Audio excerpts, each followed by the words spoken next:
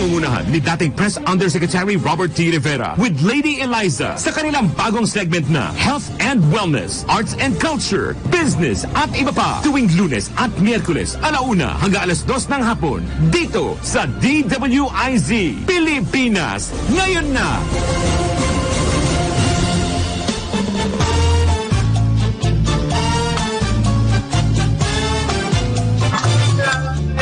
Good morning, good afternoon, and good evening, wherever you are worldwide.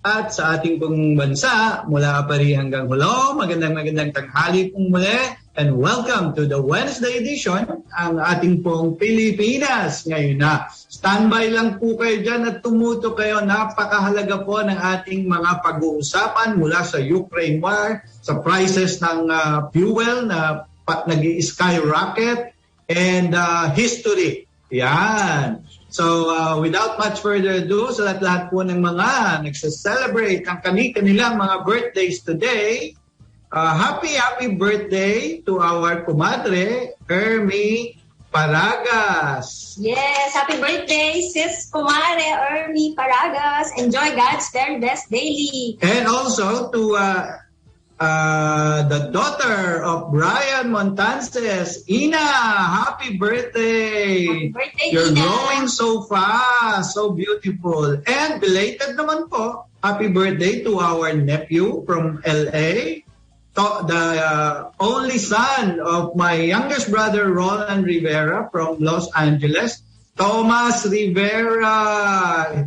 He used to cook for you when we were in Los Angeles. Happy birthday, Thomas! Very smart and very hardworking. And last but not the least, belated happy birthday also sa unika iha ni Miss Marisa Del Mar ng OFW Party List.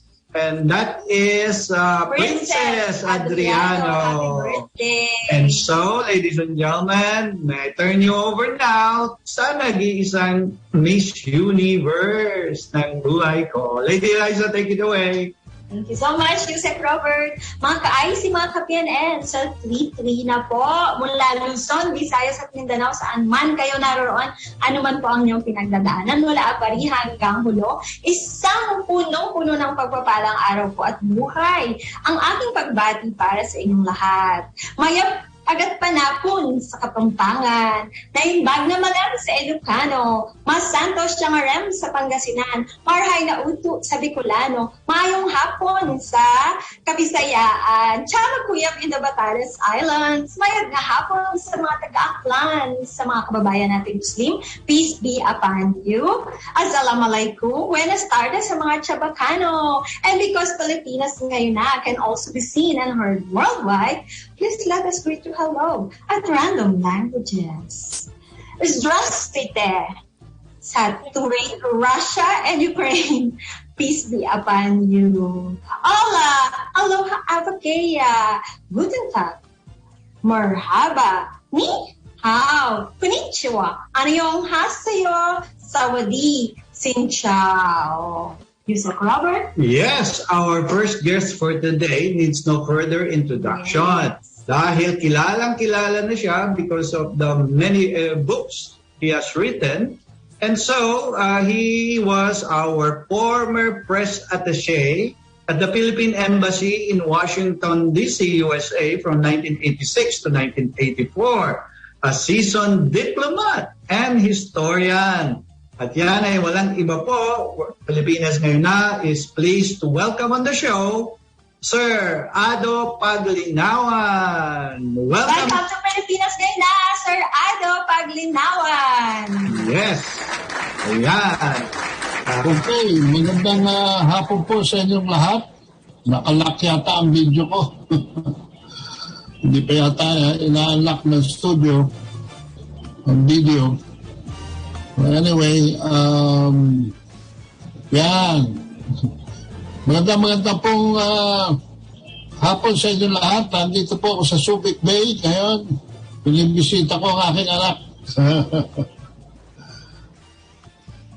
So kayo, nakamute kayo. Kayo naman ang nakamute ngayon. Sorry, hello! Hi, Sir Adno! Yes. Ay, lagi, kumusta kayo? Yes, We're hopefully po. okay. It's our pleasure to have you again in Pilipinas Oo, ngayon. the last time was a year ago pa eh. So now, marami po sa ating mga kababayan ang, of course, nais maintindihan. Ano ba ang take-out ng USA dito sa nangyayaring Russian-Ukraine war? And knowing that you are a historian and you stayed a long while in Washington, D.C., can you please enlighten us dito sa isyung bumabalot na hindi open sa mga media na ayaw po nilang i-discuss? Okay. So, exclusive po ito Exclusive. sa Pilipinas ngayon na. Yes. Go ahead po. From my viewpoint, ito ay hindi ito overnight nangyari. Magtatandaan po ninyo, noong 2014, nagtayo ng pangalawang Orange Revolution. At para tanggalin yung pro-Russian president ng Ukraine na si Yanukovych. At ang nilagay ay, ang pumalit sa kanya ay pro-West. Iintindihin po natin na ang Russia basically malakas ang impluensya sa Eastern Europe because during ng panahon ng Cold War na meron pang Warsaw Pact o pagtatayo ng Union of Soviet Socialist Republics, ang Ukraine po, ang Eastern Ukraine, in-industrialize ng Russia. Pero yung Western Ukraine po remains to be Western in orientation towards Western Europe, but predominantly agricultural. Despite the fact that they're agricultural, they are the breadbasket of USSR during that time. So yan po mga importanteng background dyan. Malaki po ang investment ng Russia, lalo na dito sa Donbas region na composed of Donetsk and Luhansk. So, noong 2014 po, ang ginawa ng Crimea, Donetsk at Luhansk, nag-declare ng independence ng nila sa Ukraine.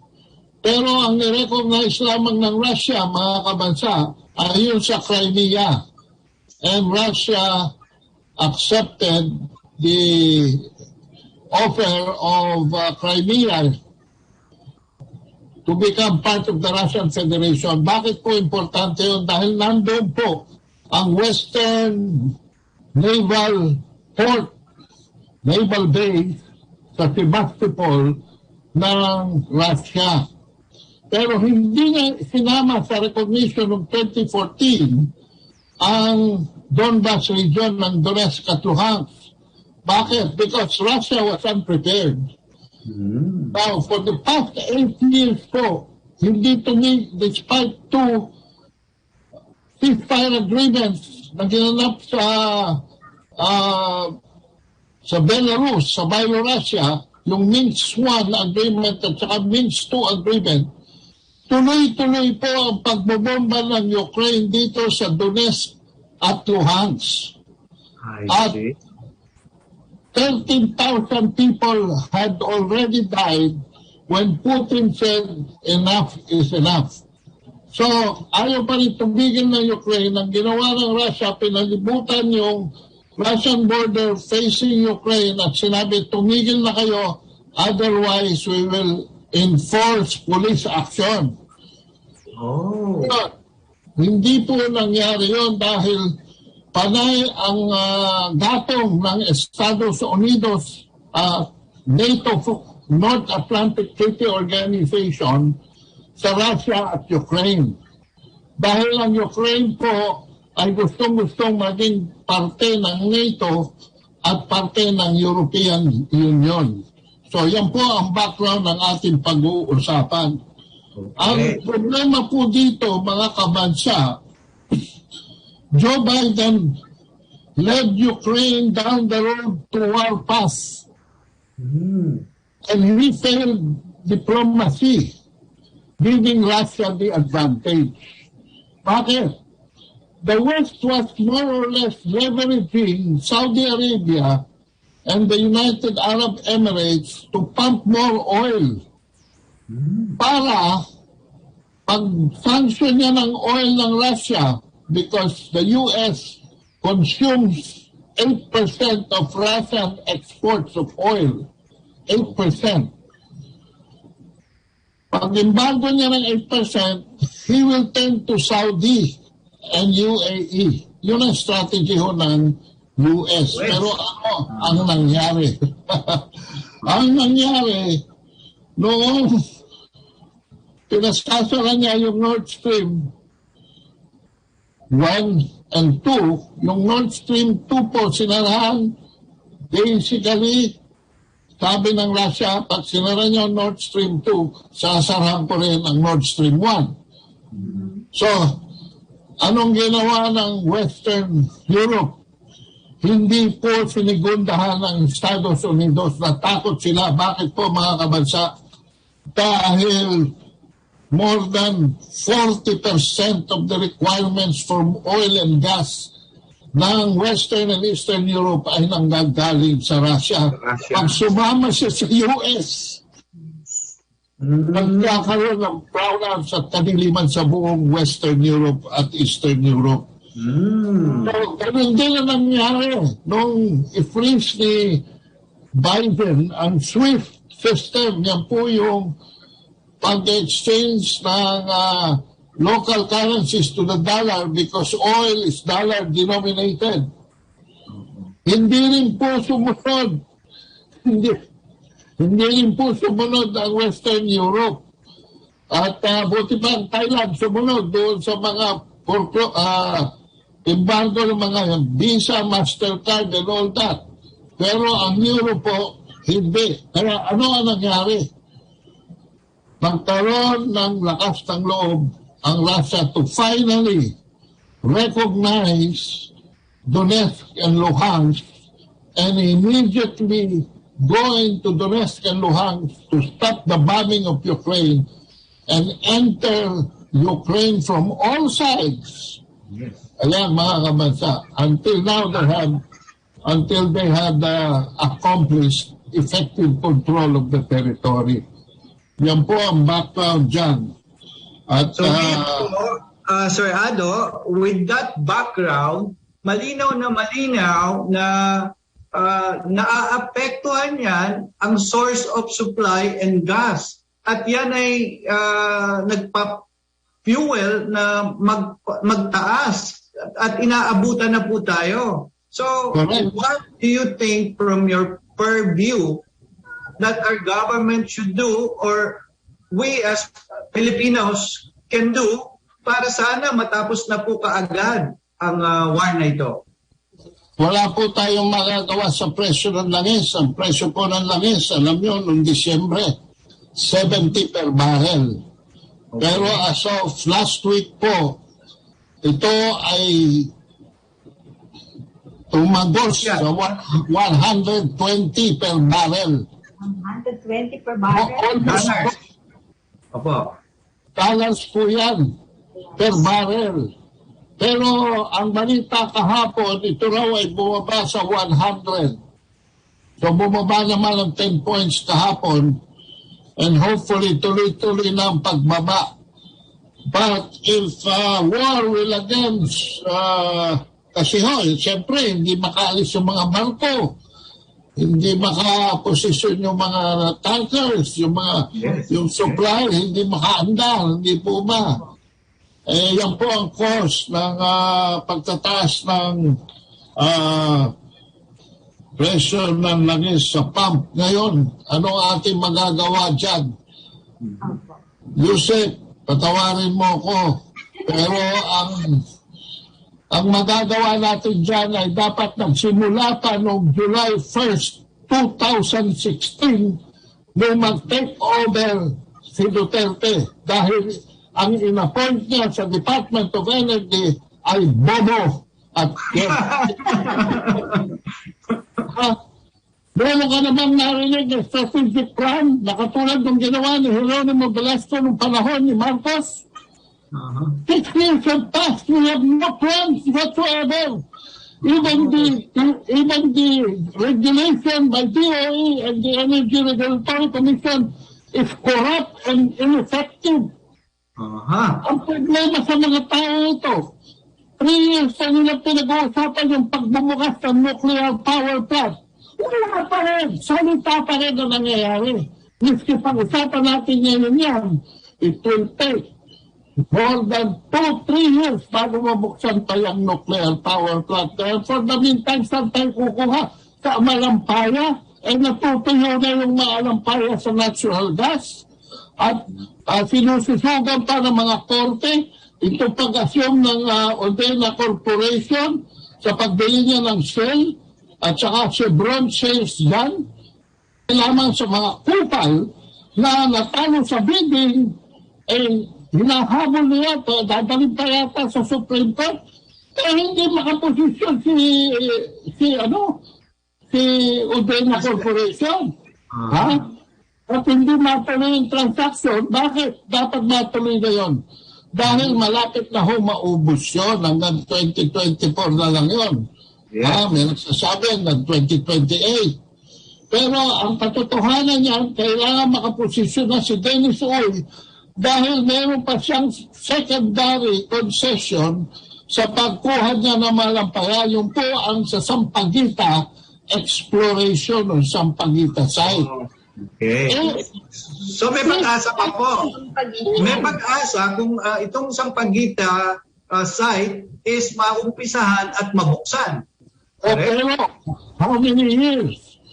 Ang nakikita ko lang dito is puro na ginagawa ng gobyerno ngayon, binibigyan ng subsidy ang mga farmers and fisher folk sa fertilizer. At ewan ko kung para sa inyo sa fisher folk. At ayuda naman ang mga public utility vehicle owners sa bawat vehikulo. Yan ang kanilang magagawa ngayon. Pero pag naubos ang ayuda at subsidy, paano na? But it will not help solve yung rising cost ng power supply. Because... No, we won't. There is no way we can control it right now. These are external forces beyond our control. Ang akin, kung meron silang equalization fund, at tulad ng kay Marcos, may dudugtog nila yan siguro up to 9 to 12 months. Pero sa ngayon, wala. Bokya. Nambutasan dyan ng Duterte administration, Yusef. At ngayon, ito pa isa sasabihin ko, hinihigpitan pa ng ERC ang pag-a-approve ng mga renewable sources of energy, pinahihirapan pa. Yung application form pa lamang, maniniwala ka ba? Yusef, 1.4 million yung application form ng manual pa lang para makasali ka lang sa bidding, para para maging power supplier ka. Dudubuin ka lang 1.4 million. Sobra naman po yata yan. When you say renewable, yung po ba yung mga solar-powered solar plant? Mga solar power, mga wind, mga batteries, mga even I would say even geothermal, pero medyo medium range na yun, no? At saka hydroelectric. Pero immediately itong solars, Yusef, bumagsak na ang presyo ng solars. Alam mo, ang solar panel dati, ang halaga ng solar panel dati ay about 1,200 per. Pero in the past 2 years, slowly na-assume ng China ang supply ng top 5 suppliers sa buong mundo. Kaya nawala na doon sa negosyo niyan mga Aliman, mga Pranses, mga US. Kasi mataas ang kanila. Alam mo ba kung magkano solar panel ngayon galing China? 500 na lang. 500 na lang? Per panel? From 1,200 to 500 per panel. In other words, Mura So, affordable na po siya. Affordable na po siya. Kung yan ay hindi hinihigitan, you can put solar panels on your rooftops to help alleviate the situation. Hinihigitan nila dahil gusto ng mga mamalaking suppliers na makontrol ang market. Pagpasok nitong mga maliliit, ayaw nilang mabawasan ang kanilang negosyo. I see. Kontrolado ang ating hindi lamang gasolina sa pump, kundi elektrisidad. Kontrolado ng mga oligarko. Yan ang problema. Yan. That's the real picture. So mga PNN, maliwanag po sa inyo na kung sakali lang talagang hindi hihigpitan ang pagpasok ng mga small players ng solar panel, ay maiibsan ang presyo at kakulangan ng ating power supply sa kuryente. Kaya pala, Yusek, ang dami sa ating mga kababayan, nagbibiro na lang, naggumamit na lang ng bisikleta or kalabaw. Or kabayo. At kung malapit lang po ang pupuntahan, ay maglakad na lang. Maganda pa sa ating kanlugsugan. Pag-asa ng bayan ay bisikleta. Yes, ang pag-asa ng bayan ay bisikleta. Ang pag-asa ng bayan. Sir Ado, maaari niyo po bang ipaalam sa ating mga listeners at viewers yung pong book na isinulat niyo para naman kung gusto nilang basahin ang napakagandang content, nilalaman nito ay saan po nila mabibili at saka ano po yung title daw? Dito pong lockdown, sinulat ko po itong librong ito. Yes. No virus, no vaccine for a virus called racism. Wow. No vaccine for a virus called racism. Oh, wow. Okay. Ito po ay kalagdagan doon sa aking unang libro na ito, A Problem for Every Solution. A problem for every solution. Hindi, solution for every problem. Baliktad. Hindi solution for every problem. Ito, problem for every solution. Okay? Ano po ang nilalaman yan? Ano po ang content? A Problem for Every Solution was written in 2015 during the Noynoy Aquino administration as my protest against the policies of Noynoy Aquino. Sabi ko nga rito, why D.S. Aquino's foreign policy is toxic to our national interest. Because this book deals about our friendship with China and discussions on the South China Sea issues. Na noong panahon na yun, inaaway nila ang China. Ayan. So, in-explain ko sa kanila kung paano ka-close ang ating relationship since time immemorial na sila pa nag-finance ng ating partisipasyon sa Spanish Revolution, sa American Revolution natin, tinulungan pa nila tayo against the Japanese forces. Can you imagine? Tapos itong mga policy makers, so the names, Albert de Rosario and Manny Pangilinan, are making it hard for the Philippine foreign policy during its time. At yung isa, nung panahon nila, pinirmahan pa nila yung Enhanced Defense Cooperation Agreement, which, in case of war now, o nuclear war now, in US versus Russia, ay malamang tamaan tayo because Russia is with China and there are Americans in our soil. Okay. Meron po nagre-react. Si Miss Melanie ang sabi po, salamat po, Sir Ado, sa helpful information. Mabuhay. And God bless you po. Yeah. Sa kaunting panahon, nakasama namin kayo sa So, on that note po, nabutan na po tayo ng time. Nais natin pong pasalamatan muli sa pagkakataong ito ating pong historian at former press attaché, seasoned diplomat, si Sir Ado Paglinawa. Maraming salamat din po sa inyong mga inihayag at binigay na impormasyon para sa kalaman ng ating mga kababayan. Mabuhay po kayo. The time for your convenience is now 1:32. Don't go away. We'll be right back.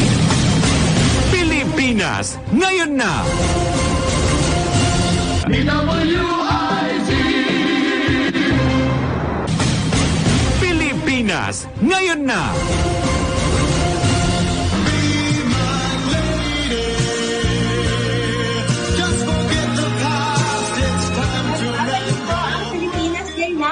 Ulit si Lady Eliza. At sa pagkakataon pong ito, pahintulutan niyo naman po kami, handugan kayo ng dessert for the soul na garantisadong hindi nakakataas ng blood sugar, hindi nakaka-diabetes, better than ice cream, yogurt, or halo-halo, sabi ni Michelle Enriquez.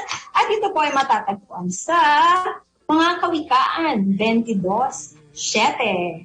Ang mahirap ay nasa kapangyarihan ng mayaman. Ang nangangailangan ay alipin ng nagpapahiram. In English, Proverbs 22:7. The rich rule over the poor, and the borrower is slave to the lender. Bakit ko po ito sinyer? Kasi mamaya-maya lang ay pag-uusapin natin ang financial planning. Pero ang bago po yan, nais po namin pasalamatan ng aming mga taga-subaybay na nakatutok sa amin ngayon sa Insular Life Alabang, led by Miss Jen Caspe, dyan sa Customer Care Unit.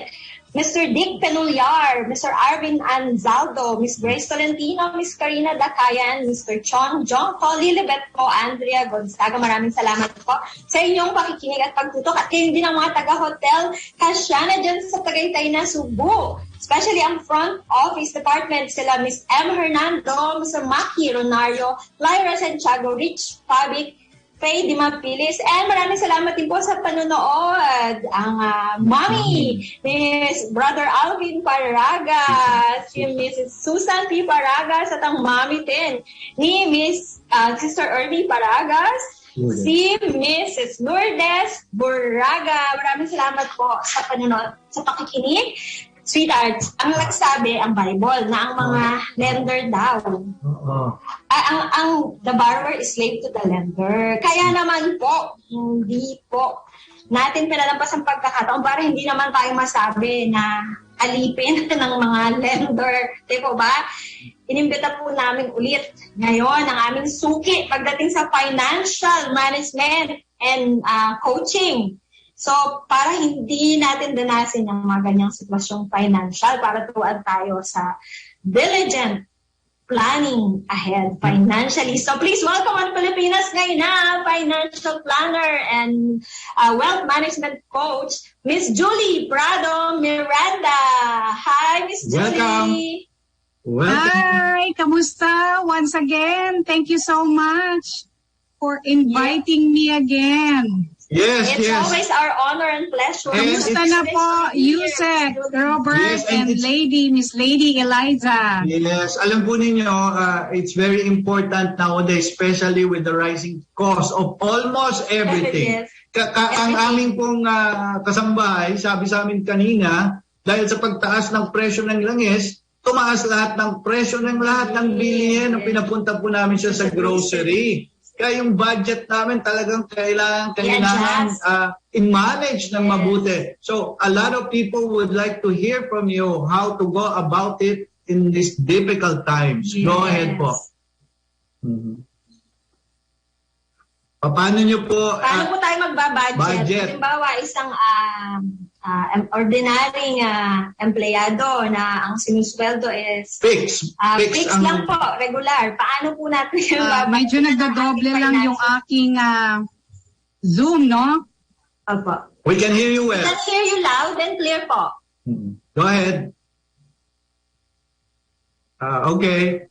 Habang hihintay natin si Miss Julie. Okay. I-announce ko lang yung result. Congratulations and best wishes pala sa aming inaanak si Joseph Otep Dolotina and Mr. and Mrs. and Mrs. Micah Paragas Dolotina. Nako, talaga naman napaka-saya. Grande at napakasaya ng kanilang Congrats! Noong Lunes dyan sa club? Ananda. Sa Sandali, Batulao. Nag-enjoy po kami ng todo. So, we'll post that in a later while. In the meantime, nais ko po i-report habang inaayos pa yung Zoom ng ating guest, yung resulta po ng aming RPN Bosses T1 survey. Ang sinasabi po ng marami at ang tanong, do you still believe in surveys and would you vote for candidates that are leading in the survey?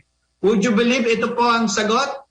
No. Hindi na sila naniniwala sa mga kandidatong leading in surveys. 346 said no and only 128 said yes. Ito po ay resulta ng aming independent survey na ginagawa sa lahat po ng 11 provincial station nationwide ng RPN. Ito po ay survey na independent, hindi bayaran. Walang kandidatong kailangan magbayad o mag-subscribe para lang makuha ang mga resultang ito. Pumapasok po ito as our station managers and station produced shows are being held. So iyan po ang sinasabi. Hindi na naniniwala ang ating mga kababayan sa mga surveys and they will no longer vote for candidates leading in the surveys. Kasi alam po niyo kapag sa survey lang po tayo magre-rely, ang mangyayari po niyan, magkakaroon ng bandwagon effect. Pero ang mas mahalaga po, we should know our candidates. So, kailangan malaman natin sila by heart at ang kanilang mga katangian, ang kanilang mga character, ang kanilang mga prinsipyo sa buhay, at ang mga advocacies at platform of government kung sila ay mahahalal. So, yan po. So, sa madaling salitang ating... Ayun na, bumalik na. Yes! Welcome back, Miss Julie! Yes! Thank you so much for inviting me. Sorry, hindi ako makakonect. It's okay po. Ang pinag-usapan po natin kanina ay kung maaari nyo daw bang turuan ngayon ng proper budgeting or financial planning ng ating mga breadwinners sa pamilya dahil nga po sa tumataas na presyo ng mga produktong petrolyo na sinundan na ng lahat ng mga commodities sa merkado. Yes. Remember, Yusek Robert and Lady Eliza, the last time that we were talking about, ito yung 7 pitfalls to financial failures. Naputol tayo doon. But we're going to summarize it. Bibilisan ko lang kasi very limited ang time natin. Okay. Remember, I asked the last time, why do we accumulate assets? Bakit nga ba tayo nag-accumulate ng assets? Because history tells us that most people kasi would always wanted to desire owning a property. So somehow we feel more comfortable, we feel more proud, or we feel more may dating ba pagka meron tayong acquire tayo ng property. Beyond the mere satisfaction of owning an asset, of watching it grow, is the basic fact that someday, our ability to earn will stop. Hindi natin naiisip na darating ang time, tatanda tayo, darating ang time, hindi na tayo makakapag-work. That's why we really have to understand yung work, let our money work for us. Kasi hindi habang panahon, forever young tayo, no? Yun. So, at that point, income can only come from capital we have created previously. So, yun. Dapat nakapag-accumulate tayo ng wealth during our younger years. And in spite of this, only a very small percentage of the population, especially in the Philippines, has adequate income when their ability to earn stops na. Remember, na-mention din natin yung number 1, poor or not planning at all. It is very important that each one of us should plan from the very beginning. Kailan po dapat nag-start? Nung time na ma-reach natin yung age 21 na nag-start na tayo mag-work. So ako, I only realized about personal finance after 7 years. So I was like 26 years old. Kasi nung sabi ko sana, nalaman ko pa to earlier on.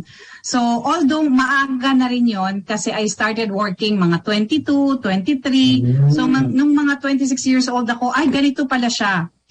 It just happened na I major kasi in accounting, so medyo may idea ako about financial planning program. Pero hindi po siya talaga tinuturo sa school. Yes. So, natatandaan niyo po yan, Miss Lady. Yes, yes, At yes. saka ni Yusek Robert, na pinag-usapan natin yung poor or not planning at all. Imagine niyo, 58% of our 65 years old are depending on the children or someone else. In the Philippines, only 4% have planned. Yung narating nila, yung dapat nilang ma-accumulate so that when they retire, they will live comfortably. Very few lang. Yan yung statistics when I started 20 years ago. Imagine, 20 years ago, ganun pa rin. Medyo noon 10%, ngayon naging 20% na. Medyo umakyat naman ng konti. 10%. Kahit pa paano. Yes. Okay. So, and then another one is financial freedom is not a dream. It is a decision. We have to decide. So, hindi lang tayo pwedeng mangarap, someday magiging ganito ako, someday marireach ko yan. There is an action. So, when we act, kailangan we don't procrastinate. Meron tayong tinatawag na may target goal, may hinihit tayong time frame. So, first, we set a financial goals, and then next is we prioritize those goals. Next, we initiate a plan of action. And of course, yung step 4, review and update the plan regularly. Then that's the time we will reach financial independence. So, na-remember niyo yun. Number 2, Yes, yes. hit and miss method of saving. Pag sinabi natin hit and miss method of saving, ito yung magkano bang ginagastos natin every month at magkano ang sinasave natin every month. Some of us, we are spending, huli na yung saving. More than Yes. Yun po yung, yes, yun po yung tinatawag na hit and miss method. Tsaka na lang ako magsasave pagkatapos kong mag-spend. Dapat may percentage po tayo doon. For example, 10% I will give it to the Lord because we tithe.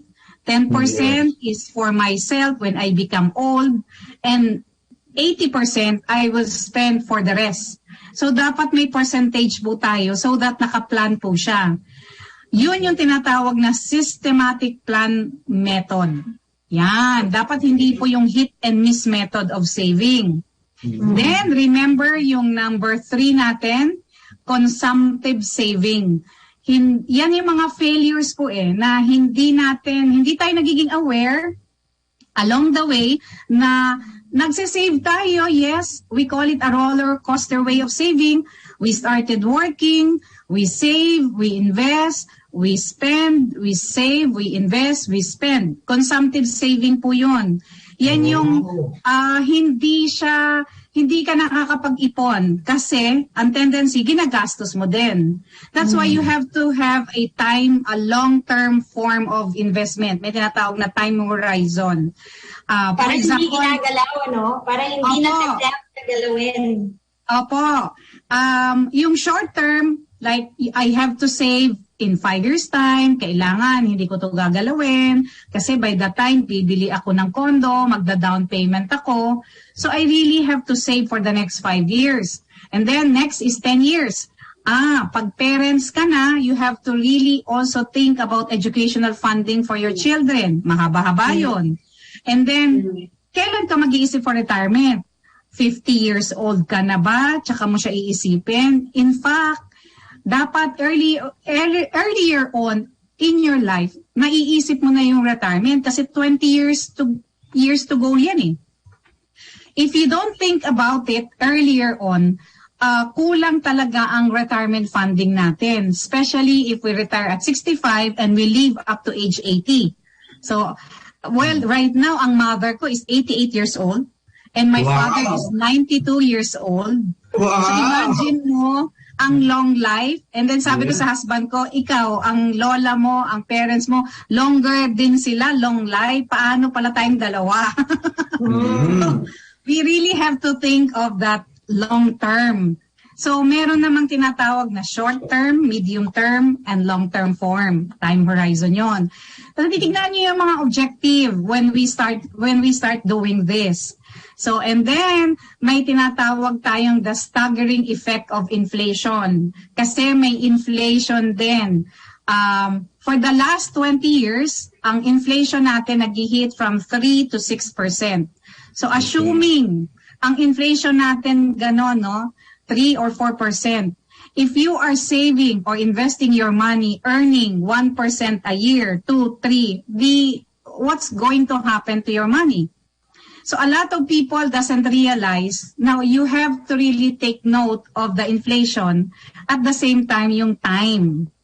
Yan, dyan tayo naghihinto last time. Yes, So the effect of inflation.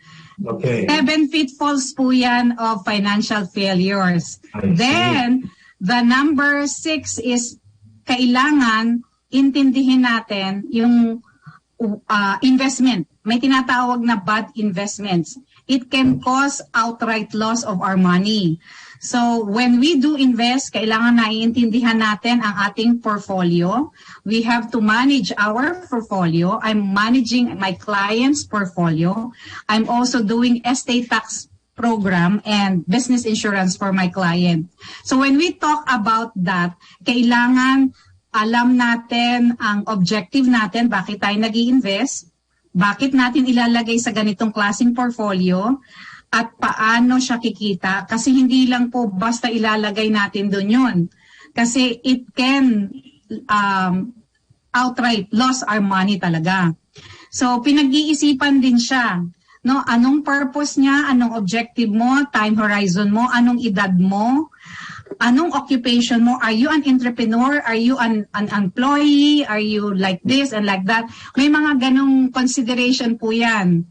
So, kung ilalagay naman natin siya sa investment, anong portfolio yan? Sa government bonds, sa equities po ba yan? Local stock market, global stock market, or even cryptocurrency. So, ngayon uso na yung cryptocurrency. Kailangan din natin intindihin ang cryptocurrency kasi it's coming.